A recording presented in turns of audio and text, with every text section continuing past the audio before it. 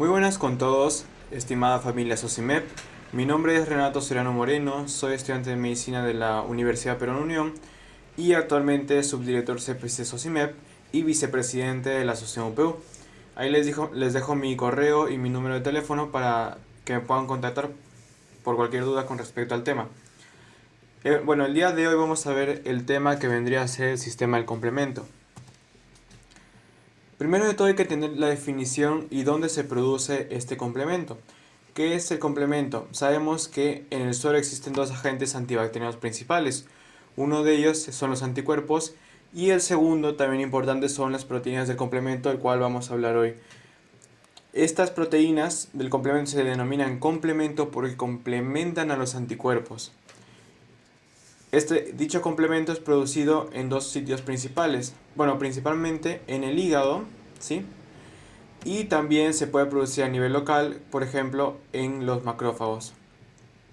Entender también que hay múltiples proteínas del complemento, como se puede ver ahí es una representación gráfica de lo que vendría a ser la cascada de las reacciones del complemento y saber que estas proteínas son solubles y circulan inactivas en la sangre. Esta característica de activarse de manera de cascada le da un aporte importante que vendría a ser que se amplifica y la señal se expande de manera que el complemento tiene una función mayor.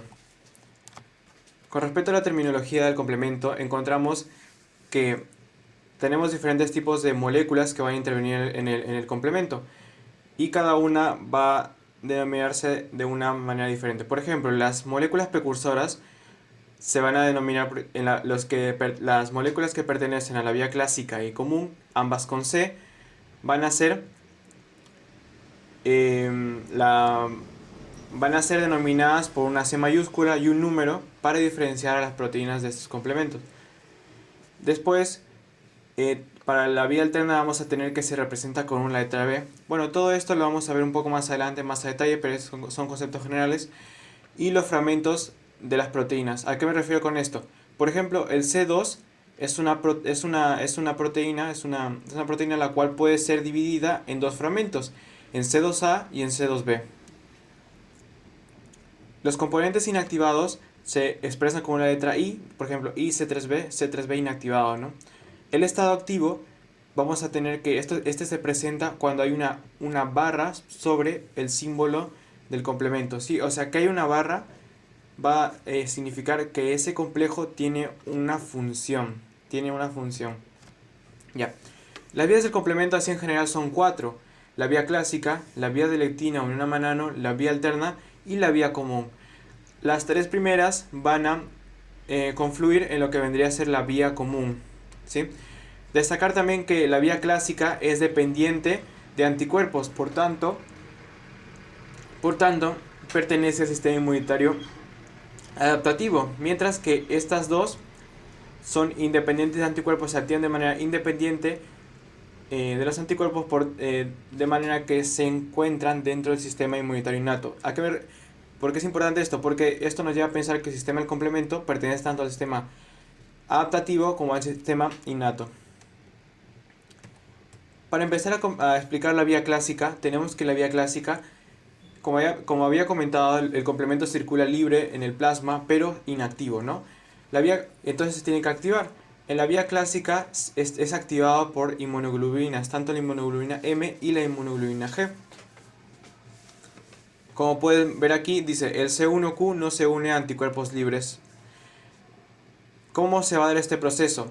Esta molécula que ustedes pueden ver aquí, bueno, este es un complejo antígeno-anticuerpo, ¿no? Aquí está la pared de la bacteria tiene un antígeno y viene un anticuerpo y se une. Esto que ven aquí es una molécula C1, que se puede ver aquí mucho mejor, ¿sí?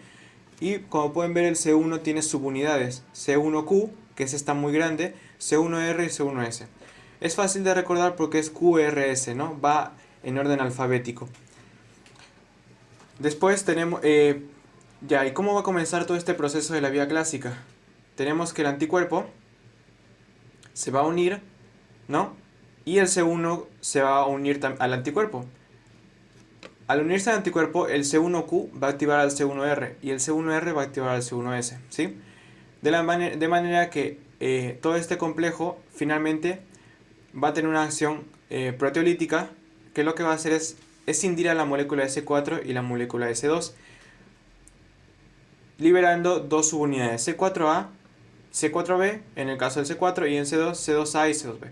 Las moléculas con subunidad A tienen otras funciones que vamos a explicar más adelante. Mientras que las moléculas con subunidad B van a ser las que principalmente van a activar seguir produciendo la cascada, ¿no? La cascada de reacciones para finalmente activar la vía común, ¿sí? Miren, como pueden ver aquí, el C4B y el C2B se unen formando un complejo activo, porque tiene la rayita, ¿no? La rayita significa que es activo. De manera que este complejo se va a llamar convertasa C3. ¿Por qué? Porque a la molécula C3, que también está circulante en el plasma, la va a escindir en C3A y en C3B. Y estos se van a juntar formando un complejo que se denomina convertasa C5. Que como pueden ver es C4B, 2B, 3B y es activado porque tiene la rayita. Este complejo va a activar posteriormente la vía común que voy a explicar después. Después tenemos la vía de lectina ligadora manosa, la cual es muy parecida, es una vía muy parecida a lo que vendría a ser la vía clásica. La única diferencia es que esta vía de lectina ligadora manosa, bueno, la principal diferencia es que, si se dan cuenta, aquí tenemos la comparación entre ambas vías, entre la vía clásica y entre la vía de lectina ligadora manosa. La vía clásica se activa por anticuerpos, mientras que la vía de lectina ligadora manosa no. Y también difieren en su estructura molecular, ¿no? Porque el C1 está conformado por C1QRS, mientras que la vía de lectina ligadora manosa tiene, en vez de C1R y C1S, tiene las MASP. ¿Qué son las MASP? Son proteínas que son serinproteasas, que van a realizar una función muy similar a la C1R y a la C1S que habíamos visto en la vía clásica. Entonces, lo único que difiere entre ambas vías son cómo se activan, ¿sí? Mientras que esta depende de anticuerpos, esta se une directamente a las manosas terminales y glucoproteínas y glicolípidos microbianos.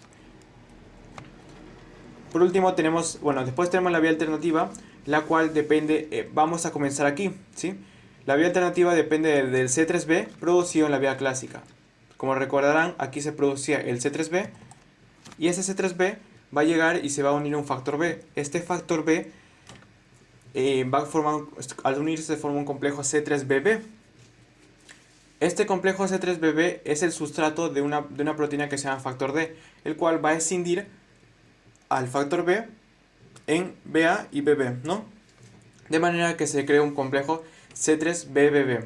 Este complejo, como pueden ver, tiene la rayita y es activo. ¿Y cuál es su función de este?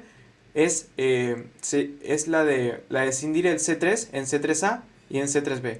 Una parte de este C3B vuelve a la vía y perpetúa la respuesta, no es una vía cíclica.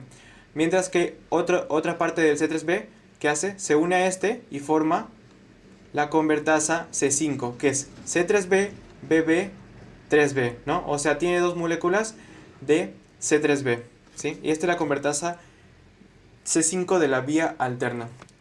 Posteriormente tenemos la vía común, la cual, si se dan cuenta, aquí tenemos las dos vías principales, ¿no? La vía clásica con su convertasa C5 de la vía clásica y la vía alterna con su convertasa C5 de la vía alterna, ¿sí? ¿Por qué es importante esta convertasa? Porque escinde al complemento C5 y lo divide en C5A y C5B. El C5B se va a unir a C6 y C7 de manera que va a producir un complejo más lipofílico, ¿sí? Al ser más lipofílico se puede unir a la membrana de la célula diana y después se une aparte otra molécula de complemento que es la C8, formando C5, B, 6, 7 y 8. Y finalmente se va a unir una molécula que se llama C9, ¿sí? Todo este complejo va a formar lo que se denomina el complejo ataque a la membrana. Entonces, ¿qué deducimos con todo este mecanismo?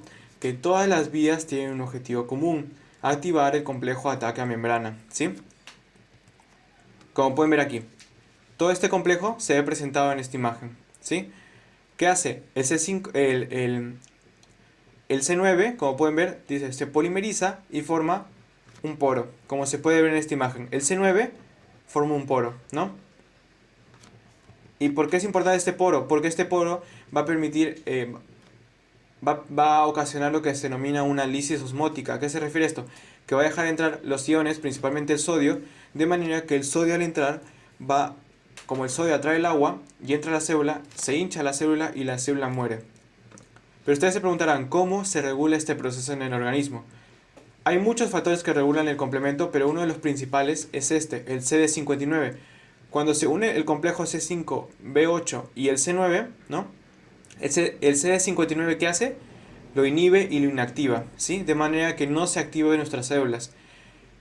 Es importante recordar que el CD59 se ancla, como pueden ver aquí, es como una especie de muelle, se ancla a un glicolípido de membrana llamado glicosilfosfatidilinositol, ¿sí? Que es importante recordarlo, ¿por qué? Porque se asocia a una enfermedad.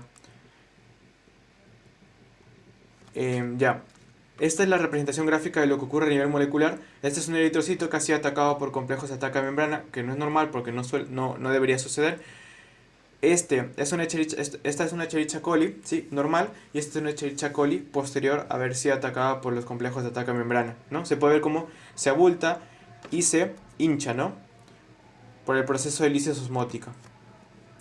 Después tenemos las funciones principales del complemento, las cuales son las siguientes: opsonización, activación de mastocitos y basófilos, quimiotaxis, lisis bacteriana y eliminación de los complejos, ¿ya? ¿La opsonización qué es? La opsonización está mediada por la molécula C3b y, como pueden ver aquí, cuando una célula se opsoniza, como una bacteria, significa que está marcada para que las células fagocíticas de nuestro cuerpo la eliminen, como los macrófagos o los neutrófilos. Después tenemos la activación de mastocitos y basófilos. Los mastocitos y basófilos son células las cuales están encargadas de procesos inflamatorios, de procesos alérgicos, de también los procesos de anafilaxia, ¿sí? En los cuales pueden ser activados por moléculas denominadas anafilotoxinas, que son el C3A, C4A y C5A, ¿sí? Se denominan anafilotoxinas porque tienen la capacidad de activar a estas células, las cuales liberan compuestos que participan, por ejemplo, en los procesos de anafilaxis. La quimiotaxis es mediada por el C5A. ¿Qué es la quimiotaxis? Como se puede observar aquí, no dice quimiotaxis, el C5A que va a hacer, va a atraer a las células fagocíticas para que vayan al lugar de inflamación o el lugar donde se encuentre el agente patógeno. La lisis bacteriana es mediada por el complejo de ataque a membrana, como ya habíamos visto, y la eliminación de los complejos antígeno-anticuerpo es mediada por el C3b. ¿Qué es esto de eliminación de los complejos antígeno-anticuerpo? Cuando hay un proceso inflamatorio, como se puede ver aquí, se crean complejos antígeno-anticuerpo. Pero estos complejos son proteínas muy grandes, las cuales tienden a precipitar en los vasos sanguíneos y tienden a formar redes y acumularse, ¿sí? y ocasionar daño. Entonces esto se tiene que eliminar. Y esta es la función del C3b. Hace que estos complejos sean más solubles, de manera que se puedan ser llevados más rápido a través de la sangre. Finalmente tenemos las enfermedades asociadas, las cuales tenemos el lupus eritematoso sistémico provocado por deficiencia de C1q, C2 y C4, ¿sí? ¿Por qué se da esto? Porque estas moléculas, si hay deficiencia alguna de estas, se va a ocasionar que la destrucción de las bacterias, por ejemplo, sea deficiente. Entonces, posiblemente estas bacterias dejen expuesto su DNA, restos de DNA, y estos restos de DNA pueden inducir a que nuestro cuerpo cree anticuerpos contra ese DNA que ha quedado como resto y atacar también a nuestras células que también tienen DNA, ¿no? Que es la base del lupus. El complejo de ataque a membrana, deficiencia de complejo de ataque a membrana de cualquiera de las proteínas del complemento predisponen a infecciones por Neisseria. El inhibidor C1, que es un inhibidor que inhibe a la proteína C1, que está presente en nuestras células para que no se active el complemento de nuestras propias células, su deficiencia lleva a angioedema hereditario por exceso de producción de anafilotoxinas, ¿sí? Como pueden ver, esto es un angioedema hereditario, esto es Neisseria. Deficiencia de glucosilfosfatidilinositol lleva a hemoglobinuria paroxística nocturna, o sea, se lisan los, como pueden ver, el glucosilfosfatidinoacetol era esta molécula donde se anclaba el CD59. Entonces, los eritrocitos que no van a tener esta molécula y al ser células más frágiles, van a lisarse y van a producir una hemólisis. Y finalmente, la deficiencia de factor H lleva a síndrome hemolítico urémico, ¿sí? Que es un síndrome de acúmulo de anticuerpos, de complejos antígeno-anticuerpos a nivel glomerular que ocasiona insuficiencia renal aguda. Bueno, eso sería todo con respecto al tema del sistema de complemento. Cualquier duda me pueden consultar a través de mis datos personales que están al inicio y sería todo. Muchas gracias.